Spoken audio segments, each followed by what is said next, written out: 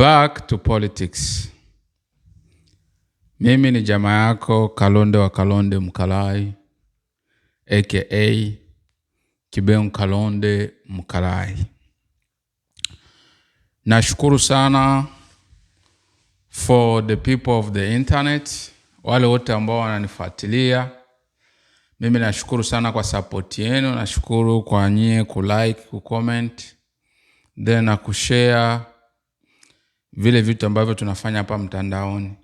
Lengo kuu ni kuhakikisha kwamba kila Mwafrika anakuwa aware of what is happening and what is going on in Africa and then outside Africa. Hilo ndio jukumu letu la leo.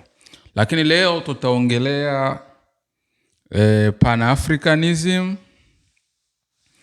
na social engineering.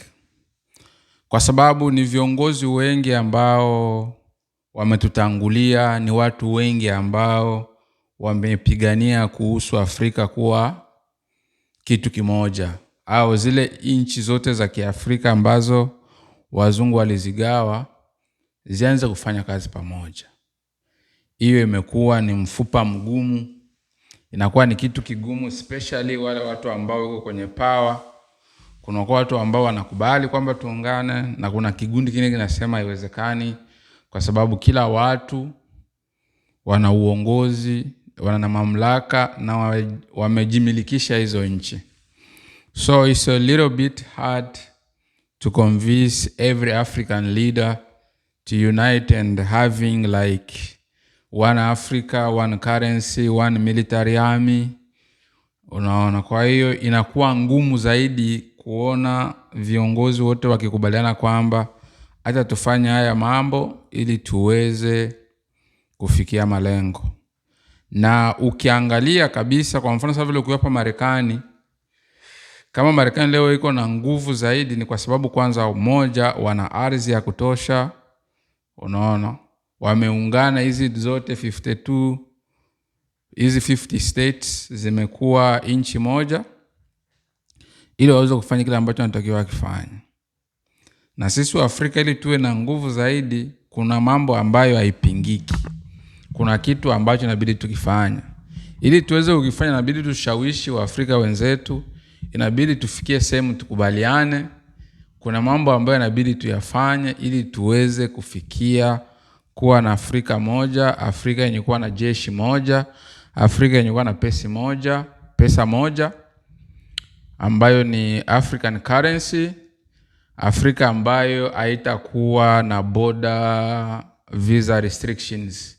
Ni wewe tu uko na kadi yako unaingia kwenye nchi next. Hiyo ni mfupa mgumu. Na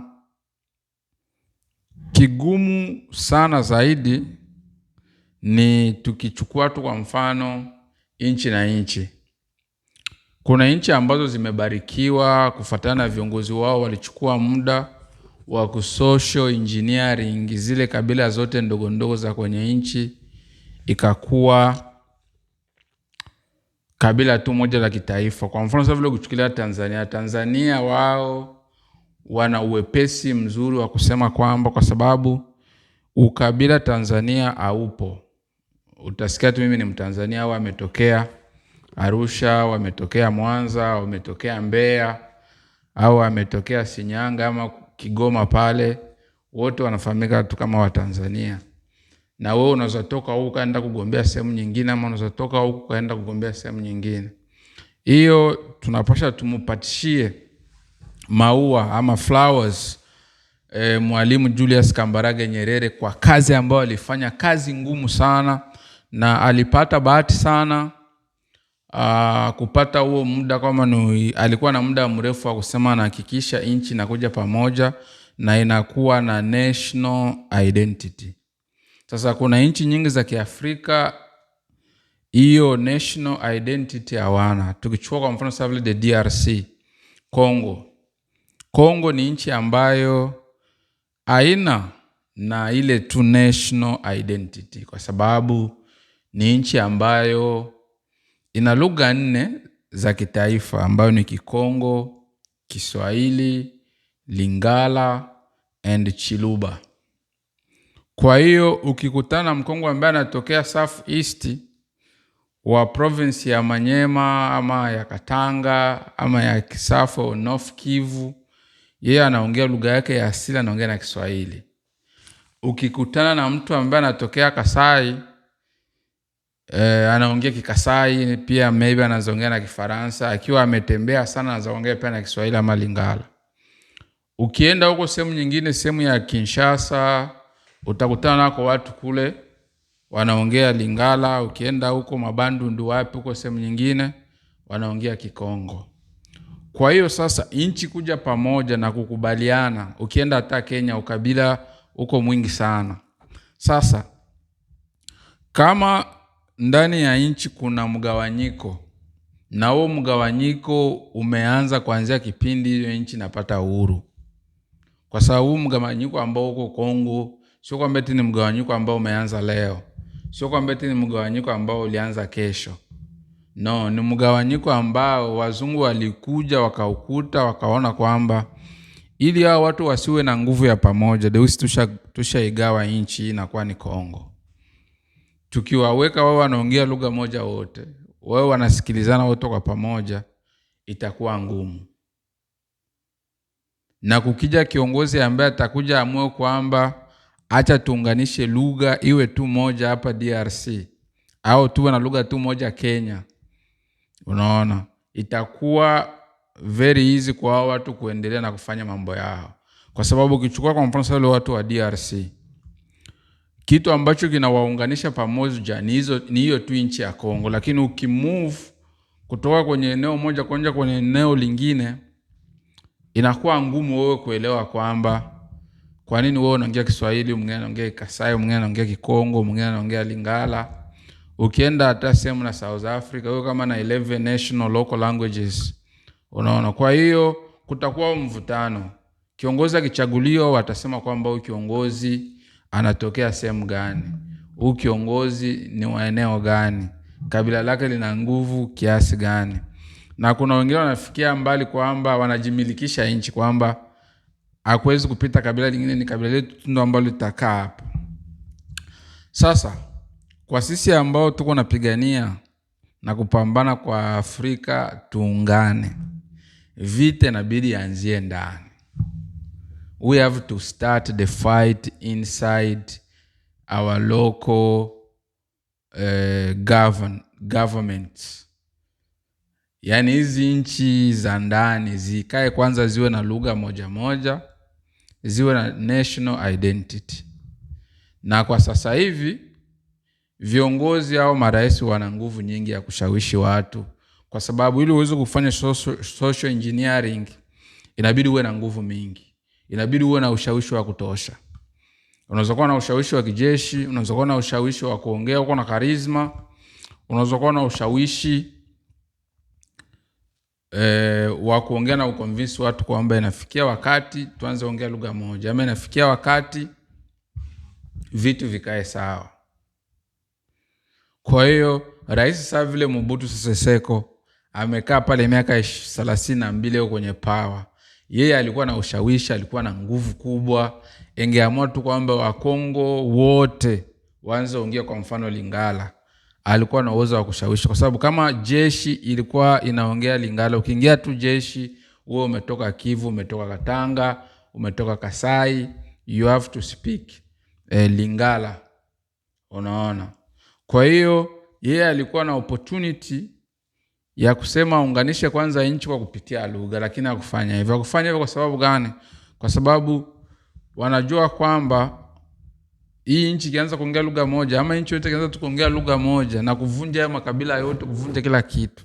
Kwa sababu ili tuweze kuendelea, ili kikundi chochote, jamii yoyote, nchi yoyote ama continent yote iweze kuenda mbele, inabidi muwe na national identity. Yani muwe na vitu ambavyo vinafanana.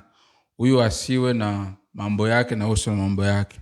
Hata kama ukiangalia hapa Marekani wako na national identity. Ukienda China utakuta majority of people they have the national identity. Sasa kwa sisi wa Afrika inabidi tukubaliane, kama kweli tunahitaji kuungana. Kama kweli tunahitaji kufikia kila ambacho wakina Lumumba, wakina Kwame Nkrumah, wale wote viongozi ambao tutangulia walikuwa nakifikiria kwamba nchi moja haiwezi kuendelea kuacha nchi nyingine nyuma. Kama leo unaona watu wa South Africa wako wanafukuza weusi wenzao, ni kwa sababu South Africa kiuchumi imeendelea, kimiundombinu pia imeendelea.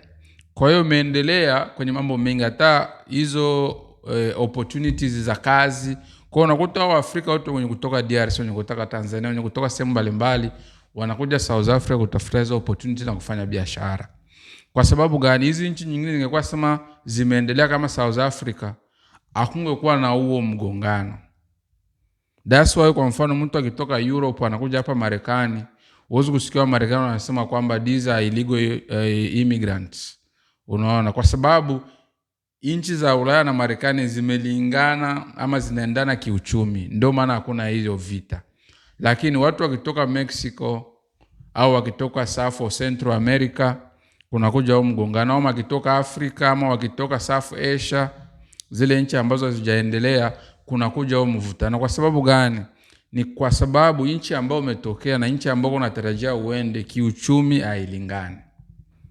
Kwa hiyo wanakuwa nafikiria kwamba wanakuja kupokonya fursa zao. Hiyo ndio mambo ambayo inaendelea leo. Hata kama unaona wa South Africa wanafukuza na kupiga watu ovyo, ni wao wanajiaminisha kwamba nchi yao imeendelea, nchi yao na uchumi mkubwa, nchi yao na fursa kubwa. Au wote ambao wanakuja hapa wanakuja tu kuchukua fursa zao. Au angalia kwamba maybe ni serikali haifanyi kazi vizuri, ama ni serikali imeshindwa kupanga vitu vizuri, na hizo nchi ambazo watu wanakuja zimeharibika, maybe kulikuwa vita ama uchumi umeporomoka. Kwa hiyo ili tuweze kupiga hatua, ili tuweze kwenda mbele, ili tuweze kufanya mambo mengi, inabidi nchi yoyote ile iwe na national identity. Watu wajitambue kama wao wametoka sehemu moja. Kama wanasema wewe ni Mkongo, what is your core values? Samani yako ni ipi? Ukisema wewe ni Mtanzania, ni kipi ambacho kinakudefine kama wewe ni Mtanzania? Ukisema mimi ni mtu kutoka Kenya, ni kipi ambacho kinakutambulisha kama Kenya? Kusiwe mtu ambaye anazaachwa nyuma. Ukitoka Malawi, watu waelewe kwamba wewe ni kutoka Malawi. Ukitoka Zambia, people they just know that you are coming from Zambia. Unaona? Lakini leo ukimuuliza Mkongo, mwingine atakwambia mimi ni kutoka Kivu, mwingine atakwambia mimi ni kutoka Katanga. Ukimwambia ajitambulishe, atajitambulisha kama mtu wa hiyo sehemu ambako ametokea. Atasema tu mimi ni Mkongo lakini nimetokea sehemu fulani. Ukikutana na Mkongo mwingine atakwambia mimi nimetoka Kongo lakini maybe nimetokea Kinshasa, maybe nimetokea Kasai, au nimetokea Kananga, au nimetokea pale Bukavu. Unaona? Kwa hiyo nchi nyingi za Kiafrika hazina na national identity. Hizo ndio migogoro za ndani. Unaona? Kwa sababu ni vitu vingi ambavyo vinatugawanisha. Hiyo ili tuweze kuwa na national identity, kuna makabila ambayo tumetokea, kuna makanisa ambayo tunaingia. Unaona? Hivyo ni vitu ambavyo wewe utasema mimi ni Muislamu, mimi ni Mkristo, mimi ni Mpentekoste, mimi sijui niko nani. Unaona? Kwa hiyo nchi iweze kuendelea. Hata leo ukiangalia China, wa China wengi wako na identity moja, hawana na makanisa za kuachana. Kwa hiyo ili nchi iweze kupiga hatua, ili Afrika yetu ipige hatua, viongozi wanapasha wakae chini, wafanye social engineering. Hiyo inapasha nje locals. Hii locals ni hizi nchi ambazo tuko nazo, ambazo tunaziita nchi. Inabidi kila nchi iwe na utambulisho. Kwa mfano sasa vile ukitoka hapa Illinois uende Indiana, Indiana wao wana mambo yao, Illinois wana mambo yao, ukienda Iowa wana mambo yao, lakini wote wanaunganishwa na Marekani. Kwa hiyo kuna vitu ambavyo ni vya local na kuna vitu ambavyo ni vya federal. Kwa hiyo na sisi wa Afrika tutakuwa na vitu ambavyo ni local ambavyo viko loko kwa pamoja, isiwe tena loko tena ingia loko. Hiyo itatupatisha muda mrefu wa kuendelea. Kwa hiyo guys, I love you so much. Viongozi ambao wananisikiliza na vijana ambao watakuja kuwa viongozi wa hizi nchi za Kiafrika, inabidi wafikirie na kuelewa na kutambua kwamba wanapasha hakikisha kama nchi zao hazijaunganishwa, especially lugha, education system, imani ni kitu cha msingi. Ili tuweze kuendelea bidi tuwe na imani moja. Ili tuweze kuendelea bidi tuwe na lugha moja. Ili tuweze kuendelea, kuna mambo ambayo inabidi sisi wote tuwe tunafanya kwa pamoja. Lakini tukiendelea kuachana, kwa sababu sio kitu ambacho tusema kitu ambacho sisi tuko nao kwa pamoja ni rangi yetu ya Kiafrika, hii rangi nyeusi. Lakini kila mtu yuko kivyake. Sasa hatuwezi endelea.